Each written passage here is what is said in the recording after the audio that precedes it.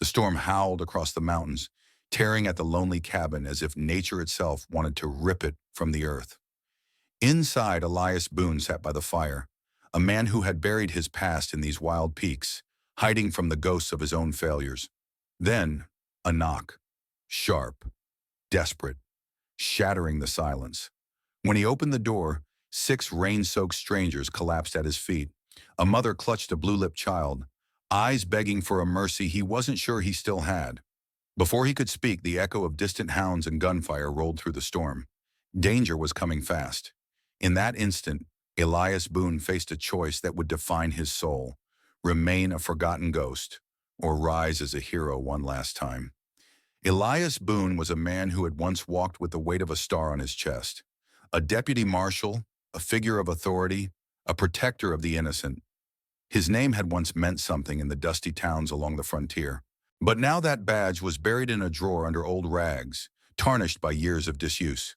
For 3 long years, Elias had chosen to vanish into the folds of the mountains, trading the noise of human life for the lonely whisper of wind in the pines.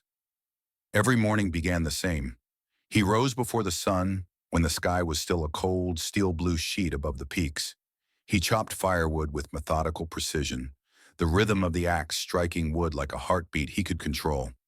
He fetched water from the creek that wound through the stones like silver, and he checked his traps with the silent patience of a man who had nowhere else to be. His world had become a small circle: cabin, creek, forest, and sky. It wasn't peace he lived in. Not really, it was exile. The mountains were his prison and his refuge all at once. In the quiet moments, guilt pressed in on him, heavier than the winter snow. He could still see the faces of his wife and little girl in the flicker of the fire at night. He could still hear the echo of that night: gunfire in the dark, a scream that cut through his soul, and his own failure to arrive in time. Those memories followed him like shadows, and in the silence of the wilderness, they were louder than ever. Elias Boone had become a ghost by choice. He spoke to no one, saw no one, and survived only because survival was all he had left. And yet, somewhere deep inside that hollow chest, the heartbeat of the lawman still lingered, buried beneath layers of loss and dust. It waited, silent and stubborn, for a reason to rise again.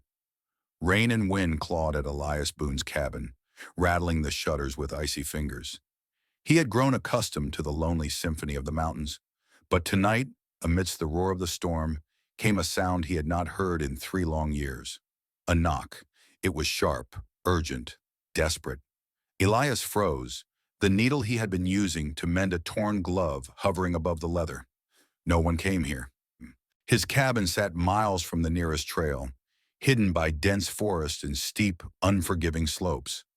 For a moment he wondered if the sound was only in his head, some cruel trick of memory. Then it came again, louder this time, followed by a chorus of frantic voices.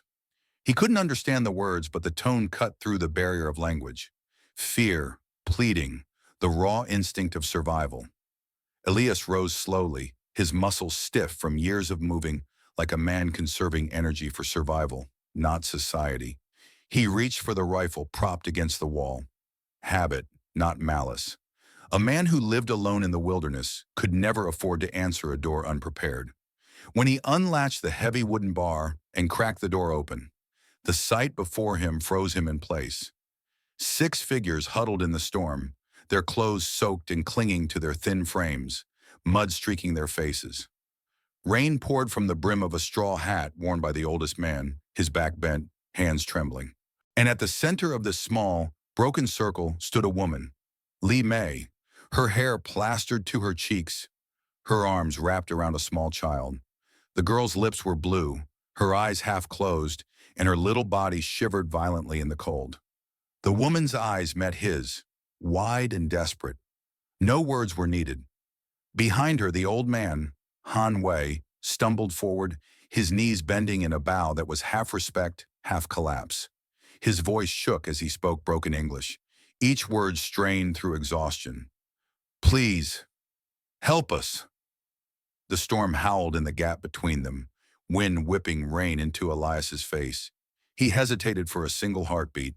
the weight of his self-imposed exile pressing against the moral duty rising inside him. Then he stepped back and swung the door wide. "Inside, quick," he said, his voice hoarse from years of disuse.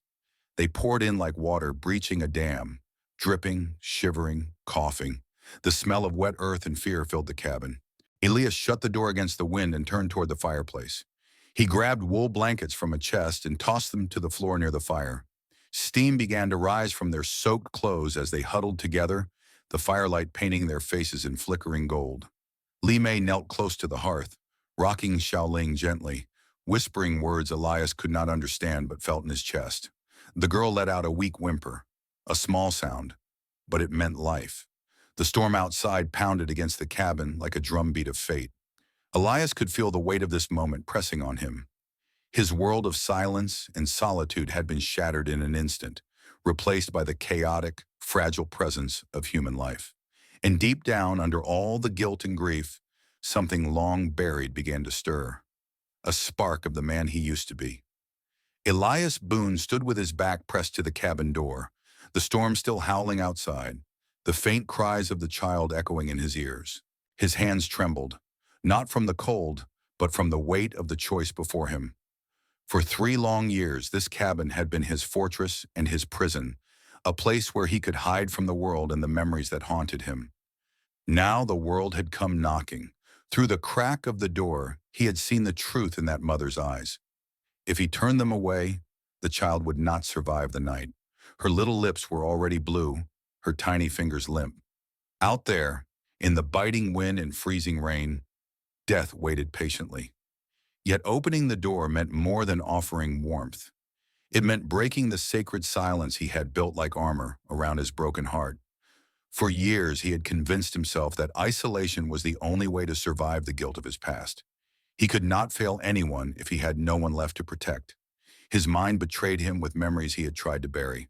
A flash of his wife's smile in the morning light. The sound of his daughter's laughter as she chased chickens in their small yard. Then the memory would always turn, sharp and cruel, into the night that stole it all away. The roar of gunfire, the scream that sliced through him like a knife, and the heavy, terrible silence afterward. He had been too slow, too far, too late. Elias's knuckles whitened as he gripped the wooden bar that held the door shut. Fear whispered to him, "If you open this door, you invite death to find you again." But another voice, quieter and heavier, spoke from the marrow of his bones. "If you keep it closed, you will carry this child's death for the rest of your life." The cabin had been his tomb for 3 winters. Every log, every nail in its walls had been chosen to shut the world out. He had built it to be invisible, untouchable. And yet tonight, the world had found him. Perhaps it was fate, or perhaps punishment, that the first people to seek his help came carrying desperation and innocence on their shoulders. He imagined walking away from the door, letting the storm swallow their cries. His life would remain untouched, safe in the silence. No one would ever know. But he would. He could almost see his daughter's eyes in that shivering child. Could almost hear her asking the question he had no answer for. "Will you help them, Papa?" A deep, shuddering breath left his chest. Survival had been his only compass for 3 years, but survival felt hollow in the face of this choice. Compassion demanded he step into danger again, no matter the cost. His hand closed firmly around the wooden bar. With one motion, Elias Boone lifted it and pulled the door wide, letting the storm rush in along with the 6 desperate souls who would change his life forever. The storm eased to a steady rain, but the wind still whispered through the pines outside, like a reminder that the mountain was listening. Inside the cabin, warmth slowly returned to the 6 refugees huddled near Elias Boone's fireplace. Steam lifted from their soaked clothes, curling toward the smoke-stained ceiling. Elias sat on a wooden chair across from them, his rifle leaning against the wall within reach, though he no longer held it. He studied each of them as the firelight flickered across their weary faces. Li Mei rocked Xiaoling, who had finally stopped shivering, her tiny chest rising and falling with the fragile rhythm of sleep. Han Wei, the elder, sat cross-legged on the floor, his hands wrapped around a tin cup of warm water as if it were a treasure. It was Han Wei who spoke first, his voice rough and halting, the cadence of a man who knew only a handful of English words. Village, burn, he said, lowering his eyes as though ashamed of the truth. He gestured toward the younger man beside him, then toward the two other women. Family, gone. Many, dead. Elias leaned forward, the fire casting shadows across the hard lines of his face. He had seen this story before, though not always with words. He had seen it in burned-out homesteads, in the hollowed stares of survivors picking through ash. Han Wei pointed to Li Mei, then lifted his hand to the ceiling as if signaling the sky. Husband, fight, stay, help others. No come back. His fingers trembled before curling into a fist. Li Mei didn't look up. Her face was stone, but a single tear slipped down her cheek, catching the firelight. She whispered something soft in her own language to her sleeping child, the sound of love and grief needing no translation. Elias felt the weight of the story settle over him, heavier than the rifle he had carried for years. Men claiming land that wasn't theirs, fire in the night, families torn apart by greed and violence. It was the old story of the frontier, the one nobody liked to admit, that survival often came at the cost of someone else's suffering. In their eyes, he saw a mirror of his own failure. The night he'd been too late to save his wife and daughter. He remembered the charred remains of his own home, the silence that followed the chaos, and the hollow ache that had driven him to these mountains. Han Wei met his gaze, and in that single quiet exchange, Elias understood everything the old man didn't have the words to say. We have lost everything. Please don't let us lose more. The cabin, once a tomb of solitude, now felt alive with shared pain. The crackle of the fire, the quiet breathing of the sleeping child, the soft murmurs in a foreign tongue. All of it wove into a fragile thread of humanity Elias hadn't felt in years. Outside, a distant sound rose above the rain. Dogs barking. Elias's jaw tightened as he slowly stood, the old instinct of a lawman coiling awake inside him. Trouble was coming, and he knew it. These refugees had brought more than their story to his door. They had brought the past roaring back to life, and with it, the choice he could no longer avoid. The barking grew louder, echoing off the wet slopes, bouncing between the pines like a hunting horn in the night. Elias Boone moved to the window and peered through a thin crack in the shutter. Flickers of orange light twisted in the darkness below. Torches weaving like fire serpents up the steep trail. Men on horseback, at least 6, maybe more behind them. They found us, he muttered under his breath. Han Wei followed his gaze, his face tightening with recognition. He whispered something urgent to Li Mei, who clutched Xiaoling to her chest as if sheer will could make them disappear. The two other women held each other's arms, their knuckles white with terror. Elias turned from the window, his mind sharpening in the way it hadn't in years. Fear was there, but it no longer controlled him. Action did. There's a root cellar behind the cabin, he said, voice firm and low. Under the firewood stack. It's tight, but you can all fit if you stay close. Han Wei blinked, straining to catch every word, then nodded. We hide? You hide, Elias said. No sound, no matter what you hear. Not one word until I come for you. Understand? He mimed putting a finger to his lips, and the refugees nodded in unison, their fear tempered by desperate trust. He led them out the back door into the cold rain. The storm had eased, leaving a fine mist that clung to the skin. Elias's boots sank into the wet earth as he guided them to the woodpile stacked against the slope behind his cabin. He crouched, pulled aside a row of split logs, and revealed the weathered trapdoor beneath. Down, he whispered. One by one, they climbed into the dark, narrow space. The cellar was little more than a pit shored with rough planks, but it would hide them from prying eyes and keep them alive, if he could hold the men off. Li Mei was the last to descend, her eyes glistening in the moonless night. She whispered a single word in her language, something Elias didn't know but felt in his bones. Gratitude. Prayer. Maybe both. He lowered the door, replaced the logs, and stood alone in the drizzle. The mountain air smelled of pine, wet earth, and the faint tang of coming blood. Inside, he went to the small wooden box beneath his bed. His hands hesitated for only a moment before lifting the lid. There, wrapped in a faded cloth, lay the tarnished star of a deputy marshal. He had sworn he'd never wear it again. That night 3 years ago, when he lost his family, he had sworn he was done with law, done with duty, done with a world that had no mercy. But now, as torches climbed the mountain and hounds closed in, Elias Boone fastened the badge to his shirt. The metal was cold against his chest, but a strange warmth surged through him. Purpose, fierce and undeniable. His heart steadied, his shoulders squared. For the first time in 3 years, he felt like a man again, not a ghost. He checked his rifle, spun the cylinder of his Colt, and whispered to the empty cabin, "Come and see if the mountains are as empty as you think." Outside, the barking of the dogs turned into snarls. The hunt had reached his doorstep. The night had teeth. Rain dripped from the pines and mist coiled across the clearing like restless spirits. Elias Boone stood on his porch, rifle in his hands, the tarnished marshal's badge catching the glow of the firelight behind him. The cabin's single lantern painted his face in golden shadow, a lone sentinel against the darkness. Down the slope, the glow of torches grew brighter. Hooves squelched in the wet earth, and the barking of hounds split the night. The hunters had arrived. 9 riders emerged from the tree line, their silhouettes swaying with the rhythm of their horses. At their head rode Clint Marlowe, his scarred face briefly illuminated by the flare of his torch. He scanned the cabin like a man sizing up prey. "That's far enough," Elias called, his voice carrying steady through the wet night. He didn't shout. He didn't need to. Authority was in the steel of his tone. The riders slowed. One of them, young, nervous, hands twitching on his reins, spat into the mud. Marlowe raised a hand to still his men, then let his torchlight sweep over Elias, lingering on the glint of the badge.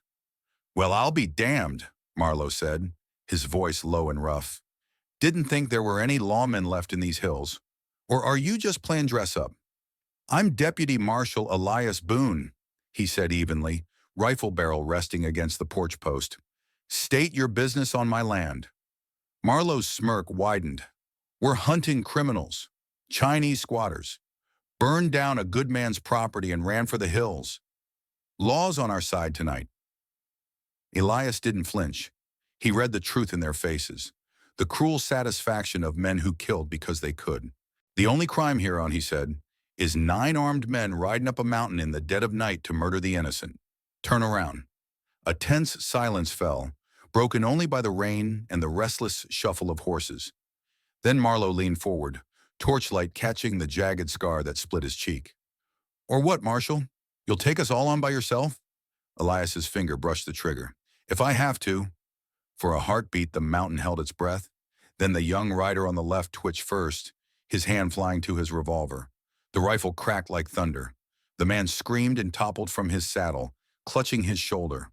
Horses whinnied, dogs barked, and chaos erupted. Gunfire split the night, muzzle flashes strobing the rain-soaked clearing. Elias dove behind the thick post of his porch as bullets tore splinters from the wood. Years of living in the wild had honed him sharper than grief had dulled him.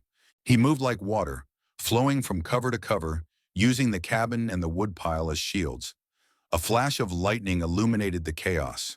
Riders circling, torches whipping through the dark, rain glinting off gunmetal. He took careful shots, never wasting a bullet.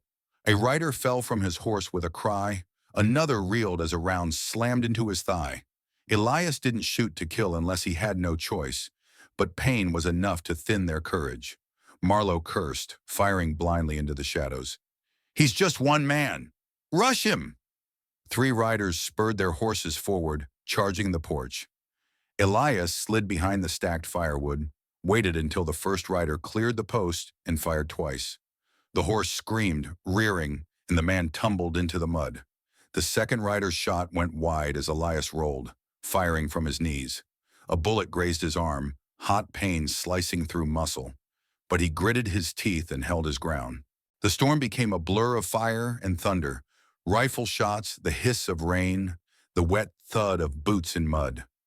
In a flash of lightning, Elias saw Marlowe's face twisted in fury and something like disbelief. A hermit had become a wall he couldn't breach. And in that moment, Elias felt it, a deep, burning clarity. He had spent 3 years running from his past, hiding from pain, convincing himself that solitude was safer than standing for anything.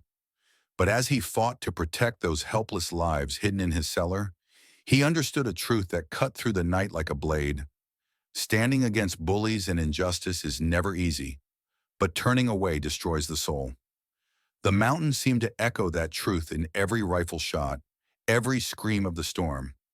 Elias Boone was no ghost tonight. He was the man he was always meant to be. The storm swallowed the night again as the last echo of gunfire faded into the mountains. Smoke curled from Elias Boone's rifle barrel, mingling with the mist and the scent of wet pine. Across the clearing, the torches bobbed and swayed as the remaining riders retreated down the slope, their shouts carried off by the wind. Several lay groaning in the mud, clutching wounds that would remind them of this night. Two others struggled to pull the injured onto horses, glancing over their shoulders in fear of another shot that never came. Clint Marlowe sat astride his dark stallion at the edge of the clearing, his left arm hanging limp, his face twisted in rage. "You think this is over, Boone?" he shouted, his voice cracking through the rain. "You just bought yourself a war." Elias didn't move from the porch. He kept the rifle steady in his hands, the badge on his chest glinting in the faint firelight. "Then you'd better ride fast," he said, calm as stone. Marlowe spat into the mud, wheeled his horse around, and disappeared into the storm with the rest of his men. Their torches became dim sparks swallowed by the wet blackness of the trees. The hound's barking faded to nothing. For a long moment, only the rain and Elias's heartbeat filled the night. His arm throbbed where the bullet had grazed him, and his clothes clung heavy with water and sweat. He exhaled slowly, feeling the adrenaline bleed from his body like mist rising from the earth. Behind the cabin, the woodpile shifted. A soft creak of the root cellar door broke the quiet. One by one, the refugees emerged, blinking into the smoky, rain-swept clearing. Han Wei came first, his steps careful, but his posture straight with pride. Li Mei followed, clutching Xiaoling close, the child stirring but safe in her arms. The other women clung to each other, tears streaking down their soot-stained faces. Li Mei stopped at the bottom of the porch steps. Her lips trembled before she found the words, her voice soft and reverent. "You saved us." Elias looked at her, at the child who had nearly died in the storm, and something shifted inside him, a weight lifting that he hadn't realized he still carried. For 3 years he had lived like a shadow, convinced that his life had ended with his family. But tonight, standing in the rain with a rifle in his hand and 6 lives behind him, he felt something he hadn't in years. He felt alive. Han Wei bowed low, his voice breaking with emotion. "Marshal, we never forget." Elias knelt slowly, his knees creaking, and touched Xiaoling's tiny hand. She stirred in her mother's arms, her warm little fingers curling around his. In that simple gesture, a piece of his heart that had been frozen in grief began to thaw. Helping them hadn't just saved their lives, it had saved his. The cabin, once a tomb of solitude, now pulsed with the warmth of life. Elias Boone was no longer a ghost hiding in the mountains. He had faced danger, chosen compassion over fear, and reclaimed the part of himself that had been buried with his past. As the first light of dawn broke over the misty peaks, Elias lifted his gaze to the horizon. The storm had passed and the world smelled of wet earth and pine. A new day had begun, and for the first time in years, he was ready to meet it not as a man running from life, but as a man willing to live it. Life has a way of testing us when we least expect it. For Elias Boone, the test came on a stormy night, with a single knock that shattered 3 years of silence. In choosing to help strangers, risking his own safety, he discovered a truth many of us forget. Sometimes, saving someone else is the only way to save yourself. In today's world, we might not face outlaws on a rainy mountainside, but we all face choices that test our compassion. Maybe it's standing up for someone who's been treated unfairly, helping a neighbor in trouble, or simply taking the time to reach out to someone who feels forgotten. Courage and kindness aren't relics of the Old West. They're still the foundations of a life well lived. Elias's story also reminds us that isolation can protect the heart for a while, but it can never heal it. Connection, empathy, and action are what pull us back into life. And yet, a question lingers. What if Clint Marlowe returns? What happens to the refugees as they journey toward safety? In life, redemption is never a single moment. It's a road we walk every day. I'd love to hear your thoughts. Have you ever faced a moment where doing the right thing meant stepping out of your comfort zone? Would you have opened that door on a stormy night? Share your thoughts in the comments. I read everyone. Thank you for spending time with this story. If it moved you, please give it a like. Share it with someone who might need a reminder about courage and compassion, and subscribe to the channel for more stories that keep the spirit of the frontier and the lessons of the human heart alive.